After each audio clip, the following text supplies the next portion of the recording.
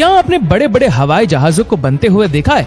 आखिर कैसे हजारों टन वजनी हवाई जहाजों को फैक्ट्री में तैयार करके बेचा जाता है?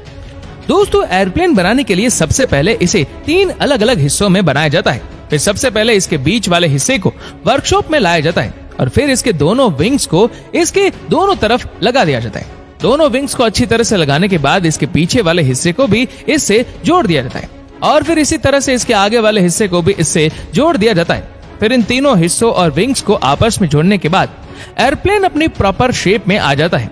फिर इस एयरप्लेन को हाइड्रोलिक मशीन के जरिए उठाया जाता है और फिर इसके नीचे की तरफ लैंडिंग गियर्स फिट कर दिए जाते हैं और फिर इस एयरप्लेन की सबसे इंपॉर्टेंट पार्ट यानी कि इसके इंजन को इसके विंग्स के दोनों तरफ लगा दिया जाता है। इंजन के लगने के बाद इसके विंग्स और इसके लैंडिंग गियर्स की अच्छी तरह से टेस्टिंग की जाती है और फिर फाइनली इसके इंटीरियर का काम शुरू होता है। इसमें सबसे पहले पायलट के केबिन से ऑपरेट किया जाता है और फिर पूरी बॉडी में इलेक्ट्रिसिटी वायर्स को लगाया जाता है और फिर इसकी वायरिंग को कवर करते हुए इस एयरप्लेन की पूरी इनर बॉडी को प्लास्टिक की सीट से अलग तरह के अच्छी तरह से कवर कर दिया जाता है और पैसेंजर्स का सामान रखने के लिए विंडो के ऊपर की तरफ स्टोरेज बॉक्स भी लगाए जाते हैं और फिर इसकी विंडो में ग्लास भी फिट किए जाते हैं और विंडो को पूरी तरह से पैक कर दिया जाता है और फिर इस पूरी तरह से तैयार एयरप्लेन के अंदर पैसेंजर्स के बैठने के लिए सीट्स भी लगाई जाती है। अभी यह एयरप्लेन पूरी तरह से बनकर तैयार है। अब इस पूरी तरह से तैयार एयरप्लेन को पेंट करने के लिए आगे भेज दिया जाता है। यहाँ इस एयरप्लेन के सभी इंपॉर्टेंट पार्ट विंडो, इंजन और कॉकपिट को पूरी तरह से कवर करते हुए इस पर स्प्रे पेंट किया जाता है।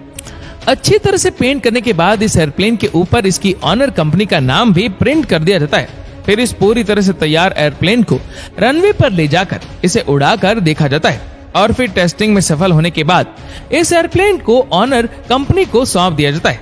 अब देखते हैं हेलीकॉप्टर मेकिंग प्रोसेस। दोस्तों, हेलीकॉप्टर बनाने के लिए भी सबसे पहले फैक्ट्री में इसके अलग अलग बॉडी पार्ट्स को तैयार किया जाता है और इस काम में हाई क्वालिटी स्टील का इस्तेमाल किया जाता है। यहाँ हेलीकॉप्टर के इंजन के पार्ट्स को बनाने के लिए सीएनसी मशीन का इस्तेमाल किया जाता है। सीएनसी मशीन की मदद से इन पार्ट्स को काफी बारीकी से डिजाइन किया जाता है और फिर इन पार्ट्स को असेंबल करके पूरा डिजाइन इंजन तैयार कर लिया जाता है और यहाँ हेलीकॉप्टर की मेन बॉडी को भी इंजीनियर्स द्वारा हाथों से ही बनाया जाता है। हेलीकॉप्टर की मेन बॉडी का स्ट्रक्चर बनने के बाद इसके ऊपर स्टील की सीट चढ़ा दी जाती है और कुछ इंजीनियर्स द्वारा इसके रोटर की ब्लेड्स भी तैयार की जाती है जो कि हेलीकॉप्टर को चलाने में मेन रोल प्ले करती है और कुछ इंजीनियर्स द्वारा इसके टेल पार्ट को भी बनाया जाता है और यहाँ वर्कशॉप में ही हेलीकॉप्टर में बैठने के लिए इसकी सीट्स भी तैयार की जाती है।